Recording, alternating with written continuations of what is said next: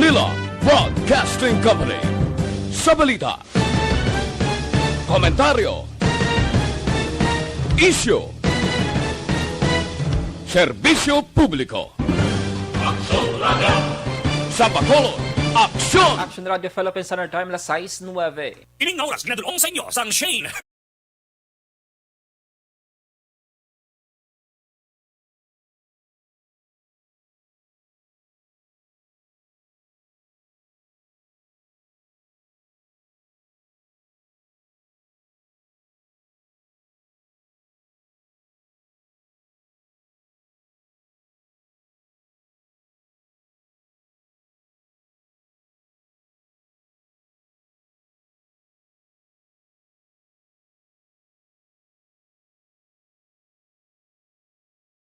Aksyon! Balita Evening Edition. Magadulong sa inyo sang mga nagapanguna ng balita lokal, national, international, sports, kag entertainment. Aksyon! Aksyon! Balita Evening Edition. Kag karon ang inyo news team.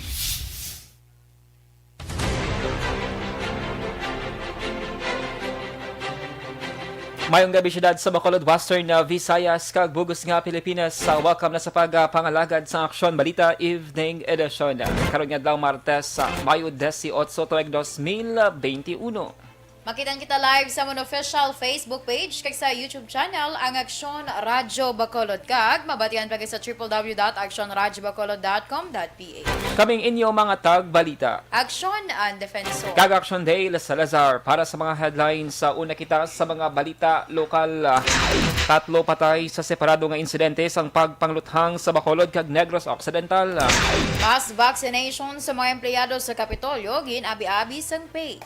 Sa balita national, NIATF pagatalakay ng posible pagbakuna sa mga estudyante subong nga semana. Duga nga 25 katuig nga prangkisa sang dito telecommunity ginpermahan ni Presidente Duterte. Detalye sa mga balita lokal pagkatapos gid lamang sini.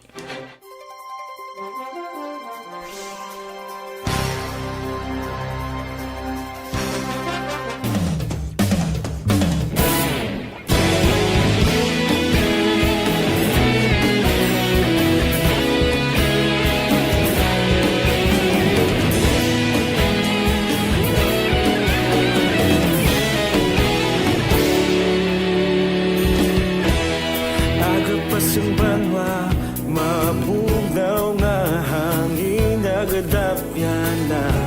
Ikaw nang ginapamatian namon ginasanligan. Tingog sang probinsya, kamatuuran ginapalap na. Minsay nga may dala, paglaong kag kasanat. Tinuig na nagligan, ikaw gihapon ang ako nga istasyon. Sa paghudlak sang adlaw, sa pagtuhaw sang biton. Mga balita nga dala inspirasyon. Aksyon Radyo, Bacolod man sa gihapon. Padayon Aksyon Radyo, Bacolod saludo sa imo. Padayon Aksyon Radyo, salamat isa pagserbisyo. Patas kag balanse, matuod nga mensahe, wala sang ginadampingan. Padayon Aksyon Radyo.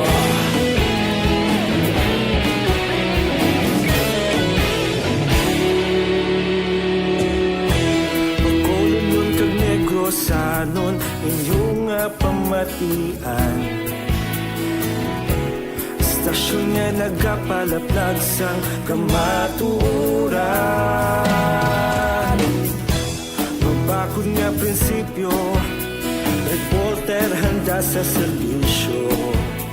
Kahapon, karon kag sa gihapon, kita magapadayon. Tinuig na nagligan, ikaw gihapon ang ako nga istasyon. Sa pagbutlak sang adlaw, sa pagtuhaw sang biton. Mga balita na may dala inspirasyon.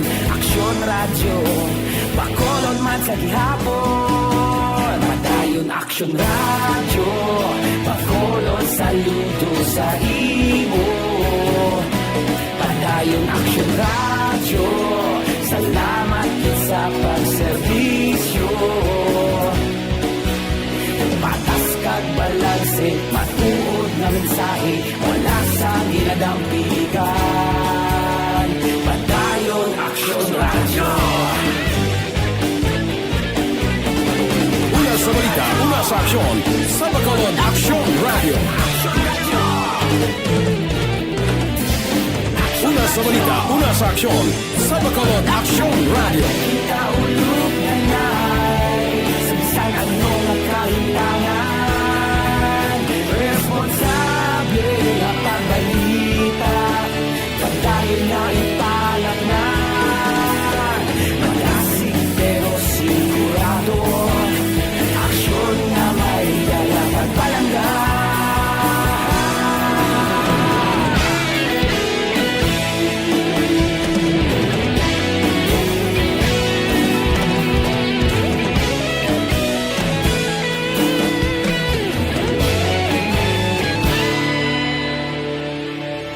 Padayon Action Radio, Bacolod saludo sa imo. Padayon Action Radio, salamat gid sa pagserbisyo. Padayon Action Radio, Bacolod saludo sa imo. Padayon Action Radio, salamat gid sa pagserbisyo. Patas kag balanse, matuod na mensahe, wala sang ginadampigan. Padayon Action Radio.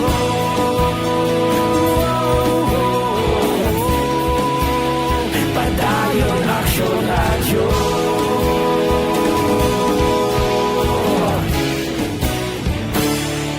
Padayon Action Radio.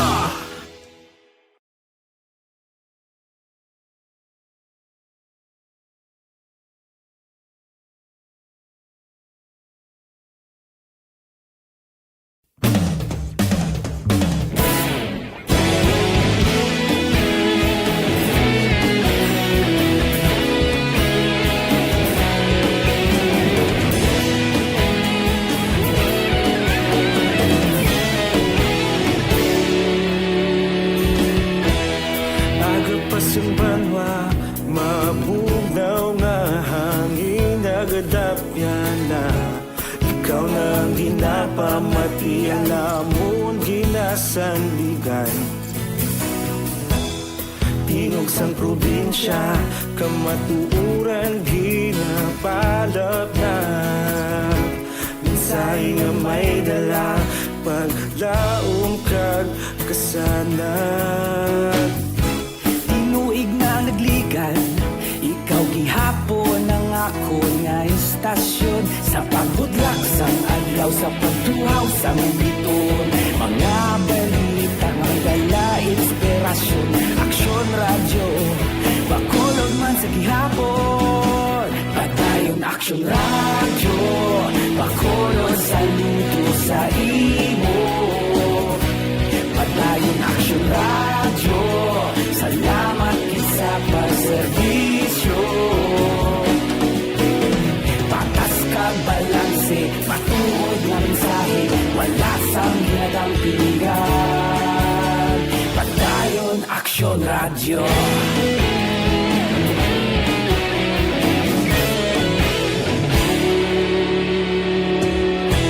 Bacolod nun kag Negrosanon, inyong nga pamatian. Istasyon nga nagapalaplag sang kamatuuran. Mabakod nga prinsipyo, reporter handa sa serbisyo. Kahapon, karon kag sa gihapon, kita magapadayon. Tinuig na nagligan, ikaw gihapon ang ako nga istasyon. Sa Lasay sa 18 sa Action Radio Philippines Standard Time kagkaroon sa detalye na sang mga balita lokal. Patay na sang nasapuan ng isa ka 34 anyos nga lalaki sa may Bradco-Port sakop sa Barangay 8 syudad sang Bacolod takna alas 7 kay inasang aga Mayo 18. Ging kilalang biktima kay Ahmed Haj, isa ka half Pinoy kay isa ka half Omani. Sunod kay Joseph Balesteros sang utod sang unang live-in partner sang biktima. Nakita pa sini kagabi si Haj nga sakay sa puti nga SUV kag alas 12 sang wala nakapauli kag hindi na makontak ang cellphone number sini. Dugang pagin naragway sini si Haj nga isa ka mabuot nga tawo kag wala man sang kontra akon pagpamahog sa kabuhi nga nabaton. Sa piyak nga bahin ginpahayag naman ni Lieutenant Andy O'Fallon, Deputy OIC sang Police Station number 2, ginluthang si Haj igo sa nawala nga dughan tapos sa likod gamit ang wala pa may bloan nga sahi sang almasothang. Dugang pasini nga posible nga gintiro si Haj sa iban nga lugar kag ginhaboy sa lugar kundi ini nasapuan sa isa ka basurero. Sa karon padayon pa investigasyon sa kapulisan nagudi balunang matuod nga motibo sa nagluntad nga krimen. Sang saksi ang Police Station 2 sa insidente sang pagpangluthang sang half Umani national nga si Ahmed Haj kag nasapuan nga patay na sa Palangka Street, Barangay Utso, Syudad sa Bacolod. Sunod kay Station 2 Commander Captain Paul Vincent Pendon, wala pa sila sang mapalayag nga posible mga motibo sa nagluntad nga krimen, mangod nagapadayon ang investigasyon. Dugang pa ni Pendon, si Haj ay nakaanggon sang pilas tugas sang pagpangluthang sa nawala sini nga dughan, lapos sa natuo nga likod apang wala sila sang basiyo nga na-recover sa lugar sa diin nakitaan ang bangkay. Sa dugang pa nga balita lokal, patay na sang nasapuan ng saman kalalaki last 9 nga aga sa may kampo sakop sa Hacienda Rojas, Barangay Blumentritt, Banwa, sang Musya. Ang napatay ginkilala kay or ginkilala ni Musya PNP OIC Captain Gerald Muya nga si Arcia Giri, 41 anyos, kag resident sang Barangay Cambao, Banwa, sang Hinigaran. Dugang pa sa inisyal nga pagpangusisa may pila siya Giri sa nagkanilain nga bahin sa nga lawas tugas sang pagpangluthang nga mong gintunaan sang iya kamatayon. Na-recover sa lugar sang insidente ang 8 kabasiyo sang kalibre 22 nga namastuthang kag 2 kaslag sang wala pa may buluan nga sahi sang armas nuthang. Ginpahayag ni Muya nga nakigangot na sila sa Hinigaran PNP kag wala man sang anay record sa kapulisan. Sa karon pa investigasyon sang kapulisan kag sa bulig man sang pamilya. Ginpahayag ni Bacolod Housing Authority kung BHA Head Victoria Paranyas nga nagbato sa korte ang 20 ka mga nagapanag-iya sang balay nga naapektuhan sa demolisyon sa AC Yulo, Purok Masinadyahon, Barangay Sumag, Syudad sa Bacolod. Sunod kay Paranyas, base sa impormasyon nga naglabot sa BHA, napierde ang mga ini sa korte rason nga may ginpapanaog nga writ of demolition.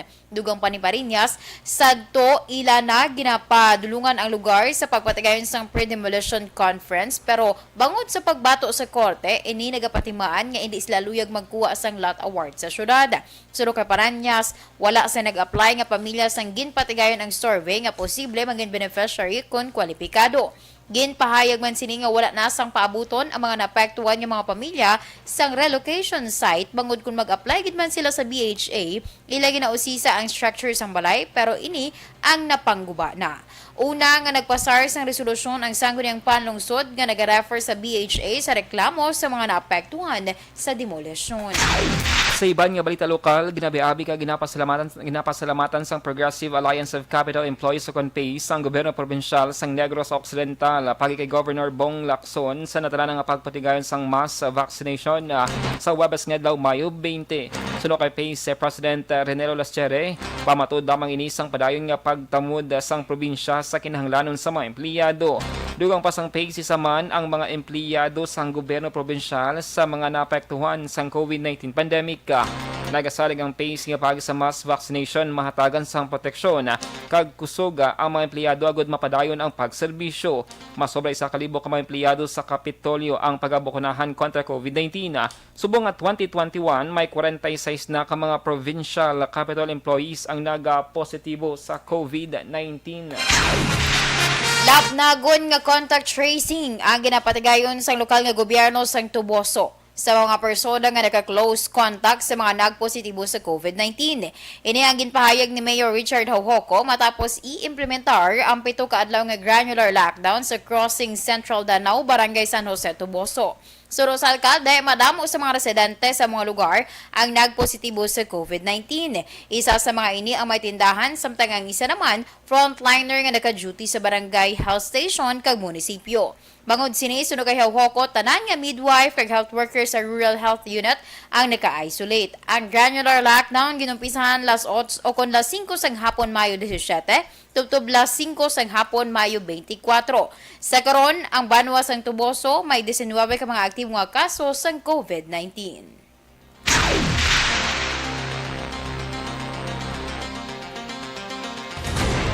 Lasay sa 24 Action Radio Philippine Standard Time, KBC Plus mga ka-aksyon.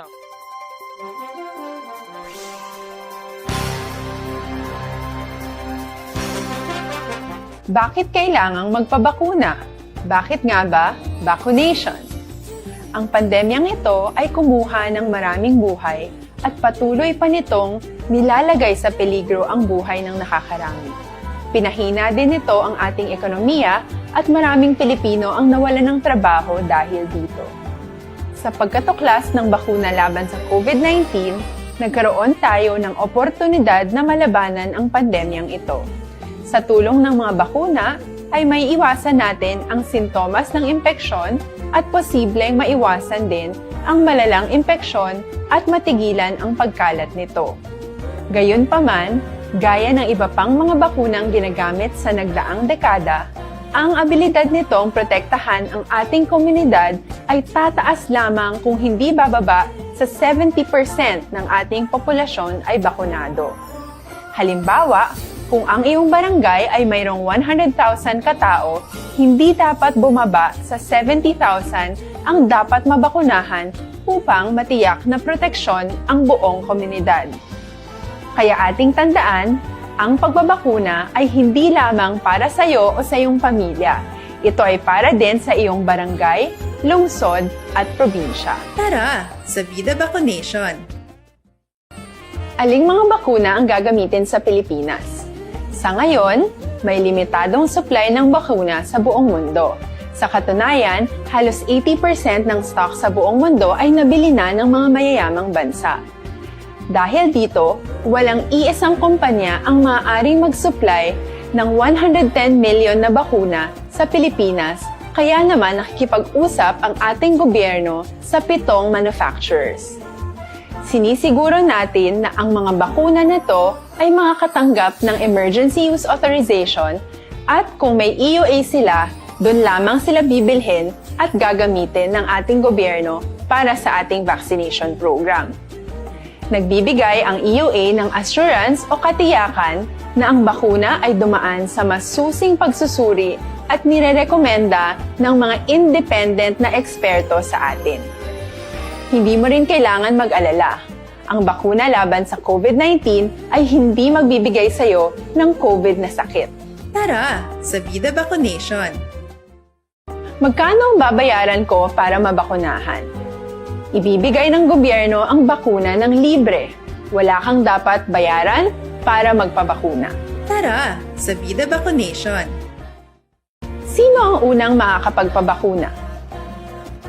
Dahil kailangan nating masiguradong patuloy na makakapagtrabaho ang ating health system para maalagaan tayo, ang mga medical frontliners ang unang makakatanggap ng bakuna. Susunod dito ay mga eligible na senior citizens dahil sila ay nasa greatest risk ng severe infection o kamatayan. Alam natin ito dahil sa ating lokal na datos na mas mapanganib ang COVID-19 sa mga matatanda. Ang pagkakasunod-sunod na kung sino ang unang makakatanggap ng bakuna ay natukoy sa tulong ng mga eksperto. Tara, sa Vida Vaccination! Kailan at saan ka dapat magpabakuna? Ang inyong national government ay nakikipag-ugnayan sa mga lokal na pamahalaan upang maihatid ang bakuna sa inyo. Ang lokal na pamahalaan or LGU nyo ang maghahanda ng pagpaparehistro at pag-ayos ng schedule ninyo sa pagpapabakuna.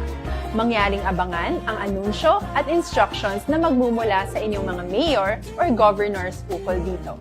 Tara, sa Vida Vaccination! Ano ang kailangan mo bago magpabakuna? Habang hinihintay natin ang pagdating ng mga bakuna, Kumuha lamang ng impormasyon sa mga mapagkakatiwalaang sources. Magtanong lamang sa mga licensed medical professionals ukol sa wastong pagbabakuna para sa COVID-19. Matuto rin tayong mag-verify ng ating mga nababasa o naririnig. Tanging tamang impormasyon lamang ang makakapaggabay sa ating desisyon na magpabakuna. Ang inyong health history ay mahalaga din sa pagtukoy kung dapat ka bang bakunahan o hindi, kung anong bakuna o angkop sa iyo. Kaya naman, importanteng seryosohin natin ang health screening na ito. Magpakita sa araw ng inyong screening at ideklara ang inyong complete health history, gaya ng allergies o mga risk factors o mga sakit noon.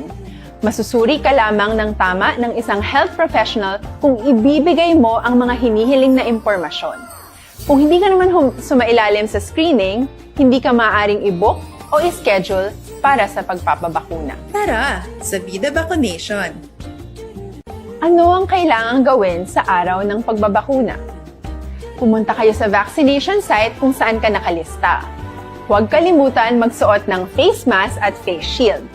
Bago ka turukan ng bakuna, kailangan mong pumirma ng isang informed consent.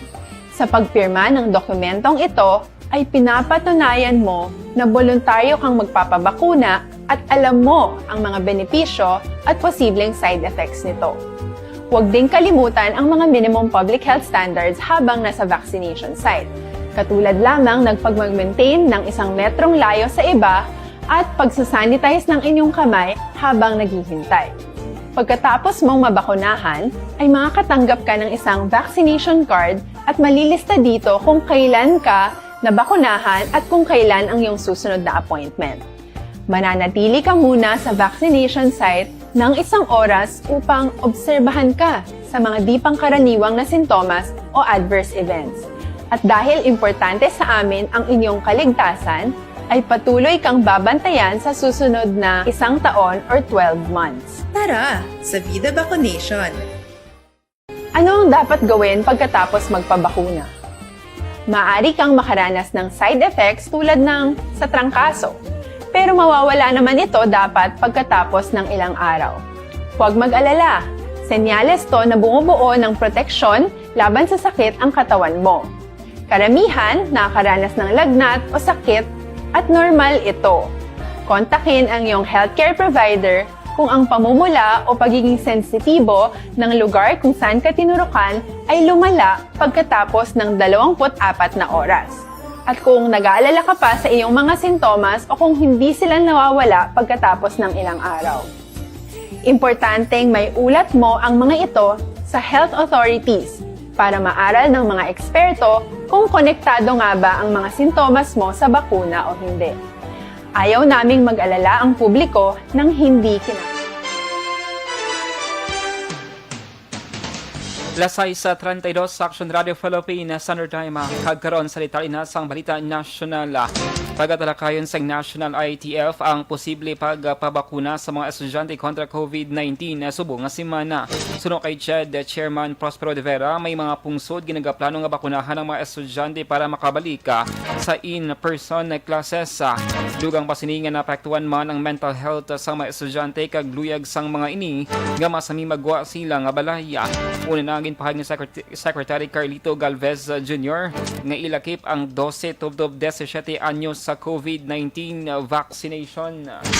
Kinpermahan na ni Presidente Rodrigo Duterte ang prangkisa sa Dito Telecommunity para sa dugang 25 katuig. Ang ikatatlo nga telco player ang naglunsar sa ila commercial service sa bulan sang Marso sa pila ka lugar sa Visayas kag Mindanao. Una ginpahayag sa National Telecommunications Commission o NTC, nakapasar sa unang technical audit ang Dito Telecommunity matapos makarehistro sa minimum internet speed nga 507.5 Mbps para sa 5G kag 85.9 Mbps para sa 4G.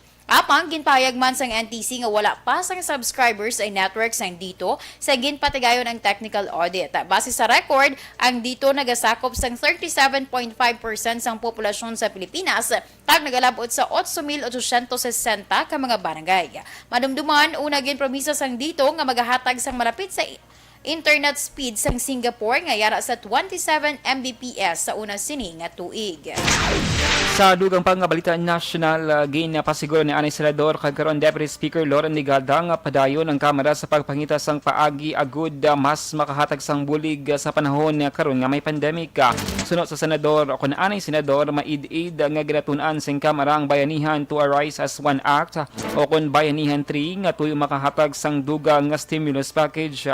Sa idalom sang hagna nagtigana sang 405.6 billion pesos nga pondo agud pabaskugon ang COVID-19 response sang gobyerno. Kalakip diri ang duha ka rounds ng cash assistance nga nagabalo sang 1,000 para sa tanan nga mga Pinoy anuman ang estado sa pagpangabuhi. Bilang co-author sang proposed Bayanihan 3 nagalaom sa ligada nga matalakay bangod mag-aagi pa ini sa Committee on Appropriations antes mapasulod sa plenaryo. Sa balita, una sa aksyon! Lasay sa 34 Action Radio Philippines Standard Time DTX 500 capsule maka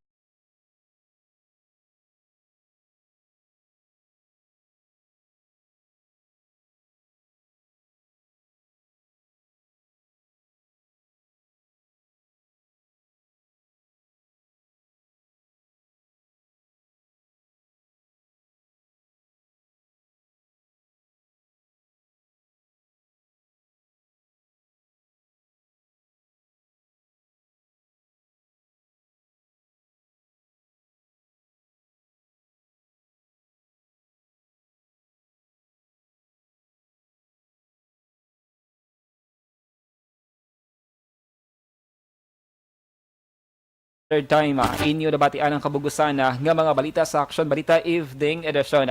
Karon nga adlaw Martes Mayo 18 tuig 2021. Salawat kaming inyo mga tagbalita. Aksyon ang defensor.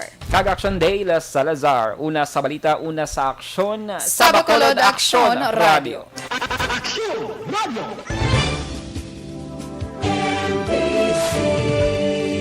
Manila Broadcasting Company.